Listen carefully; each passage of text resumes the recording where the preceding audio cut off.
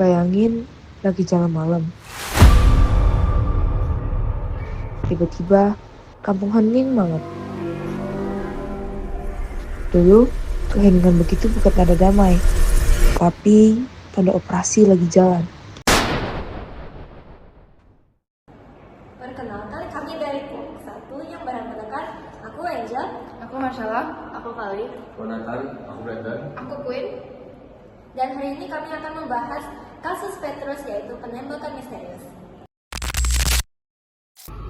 Kasus penembakan misterius atau yang disingkat jadi Petrus adalah salah satu kasus pelanggaran HAM berat dalam masa kepemimpinan Soeharto.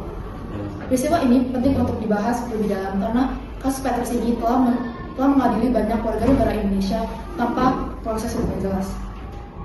Peristiwa ini juga telah melanggar hukum yang ada di Indonesia dan tidak mencerminkan Pancasila sebagaimana mestinya.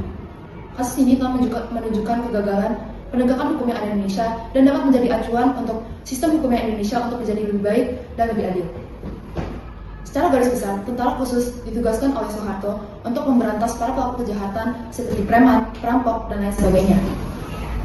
Kebijakan ini bertujuan untuk menurunkan angka kriminalitas yang ada di Indonesia dan membuat para pelaku kejahatan tersebut menjadi jerah. Ditemukan banyak warga negara Indonesia yang tewas dan tergeletak di sungai, pasar, jalanan, bahkan di depan rumahnya sendiri. Kasus ini telah membuat banyak warga negara Indonesia menjadi gelisah dan takut. Namun, selain membuat pelaku kejahatan tersebut menjadi jerah, kasus ini juga telah menimbulkan banyak korban jiwa. Jadi Presiden Soeharto memerintahkan untuk adanya pembentukan tim dari ABRI atau Polri untuk menumpas premanisme dan kejahatan yang dinilai sudah meresahkan masyarakat pada saat itu. Perintah ini muncul karena meningkatnya angka kriminalitas di berbagai daerah Indonesia. Yang kedua, pada bulan Maret sampai Agustus 1982, dalam rapat pimpinan ABRI, Soeharto kembali menegaskan perlunya langkah tegas dan efektif dalam pemberantasan kejahatan ini. 1983, mulainya Operasi Petrus. Operasi penembakan misterius atau Petrus terjadi. Target operasi ini adalah preman, residivis, dan orang yang dicurigai sebagai pelaku kejahatan. Pelaksanaan dilakukan secara tertutup, tanpa proses hukum, dan diduga melibatkan penembakan hingga pembunuhan. Pada tahun 1983, akhirnya keberadaan Petrus ini diketahui oleh publik. Mayat-mayat korban mulai ditemukan di berbagai tempat, sehingga masyarakat mengetahui adanya operasi tersebut.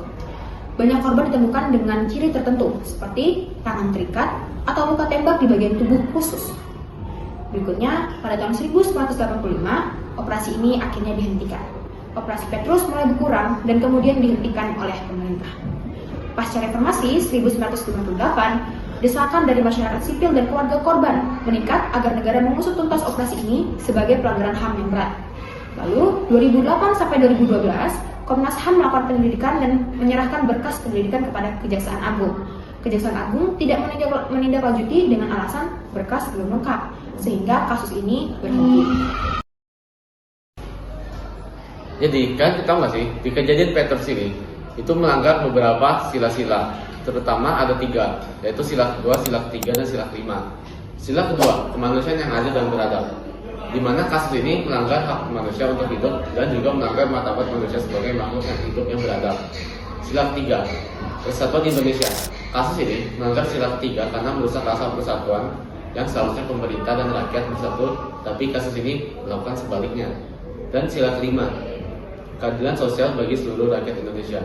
Kejadian Petrus melanggar keadilan sosial rakyat Indonesia karena melakukan penghukum di luar pengadilan yang merupakan tindakan yang tidak adil bagi rakyat. Nah, sekarang kita ke hak dan kewajiban yang dilanggar. Hak yang dilanggar terutama adalah hak untuk hidup yang dijamin oleh pasal 28A UUD 1945 serta Undang-Undang Dasar Negara Republik Indonesia 1945. Kasus Petrus ini juga mengeksekusi rakyat tanpa pengadilan. Ini merupakan pelanggaran HAM berat serta melanggar kewajiban negara untuk menjaga rakyat. Nah, sekarang ke upaya penanganan. Nah, menurut kalian apa upaya penanganan pada kasus Petrus ini? Nah, saya akan menjawabnya ya. Ada 2. Pertama, Ketua HAM Nurkolis bekerjasama dengan Menteri Koordinator Politik, Hukum, dan lain-lain untuk menemukan solusi yang pasti untuk masalah Petrus tersebut ya. Dan yang kedua, Ketua HAM mencoba untuk membawa kasus Petrus ini ke dalam pengadilan. Reaksi pemerintah terhadap kasus Petrus ini adalah, walaupun ada Undang-Undang Nomor 26 Tahun 2000 tentang Pengadilan HAM yang memiliki yurisdiksi untuk mengadili pelanggaran HAM berat, termasuk pembunuhan di luar pemutusan pengadilan atau extrajudicial killing. Namun, dalam praktiknya, politik hukum pemerintah sangat lemah. Pengadilan juga dipertanyakan pada masa itu. Walaupun mereka tahu peristiwa tersebut adalah kejadian mereka, namun mereka masih menolak untuk kejadian tersebut dan menghindari peristiwa Petrus tersebut. Mereka juga menutupi kasus ini agar tidak diketahui oleh orang banyak. Jadi, di sini untuk evaluasinya ada dua. Yang pertama, pemerintah terkhususnya Presiden Joko Widodo telah menyesal atas adanya tragedi Petrus ini dan telah mengakui bahwa hal ini adalah pelanggaran HAM yang berat. Yang kedua, Presiden sudah berjanji untuk menyelesaikan tragedi ini dengan kerangka hukum, yaitu dengan membentuk tim penyelesaian non-judisial pelanggaran HAM berat masa lalu. Kita lanjutkan kepada bagian refleksi. Teman-teman tahu gak sih 10 perintah Allah yang terdapat di dalam Alkitab? Di Alkitab telah terlihat dengan jelas yang dimana adalah pembunuhan yang telah tertulis pada Keluaran 20 ayat 13 yang telah mengatakan jangan membunuh. Aksi Petrus ini tidak hanya melanggar perintah Allah, tetapi juga melanggar HAM yang ada di Indonesia. Pada awalnya aksi Petrus ini bertujuan untuk mengurangkan tingkat kriminalitas yang ada di Indonesia. Tetapi pada akhirnya aksi Petrus ini tidak hanya menghilangkan nyawa yang dianggap bersalah, tetapi juga menghilangkan nyawa yang tidak bersalah. Tuhan telah mengajak kita untuk mengampuni satu sama lain. Telah tertulis pada Matius 6 ayat 14-15 itu, karena jika kamu mengampuni kesalahan orang, Bapakmu yang ada di surga akan mengampuni kamu juga. Tapi jika kamu tidak mengampuni orang, kamu juga tidak akan mengampuni kesalahanmu. Ayat ini memperlihatkan kita bahwa setiap orang itu berhak untuk diampuni dan dimaafkan. Korban-korban yang dianggap bersalah di dalam aksi Petrus ini seharusnya diadili dengan cara yang lebih adil, tidak dengan cara yang membunuh. Pelaku yang melakukan aksi Petrus ini juga harus diadili dengan adil oleh negara kita sendiri. Secara keseluruhan, aksi Petrus ini telah memperlihatkan kita bahwa Indonesia masih harus memperbaiki sistem pengadilan kita lebih lanjut. Jadi kami dari kelompok 1 memberikan beberapa saran yang dapat pemerintah lakukan untuk menangani kasus Petrus ini. Yang pertama, jalur yudisial, yaitu adanya pengadilan hukum HAM. Pengadilan yang bersifat sementara dan dibentuk untuk menangani perkara tertentu yang membutuhkan keahlian khusus. Pengadilan ini cocok untuk memeriksa dan memutus perkara pelanggaran HAM berat yang terjadi sebelum Undang-Undang Pengadilan HAM berlaku. Yang kedua, adanya Komisi Kebenaran dan Rekonsiliasi atau KKR. Dulu menjadi salah satu opsi penyelesaian kasus pelanggaran HAM yang terjadi sebelum berlakunya UU Pengadilan HAM seperti yang tertulis pada UU Nomor 26 Tahun 2000 Pasal 47. Yang ketiga, ada pengawasan masyarakat. Mengawasi jalannya penegakan hukum dan melaporkan pelanggaran yang terjadi. Yang keempat, ada pendidikan HAM, yaitu meningkatkan kesadaran dan pemahaman masyarakat tentang HAM untuk mencegah pelanggaran yang ada di masa depan.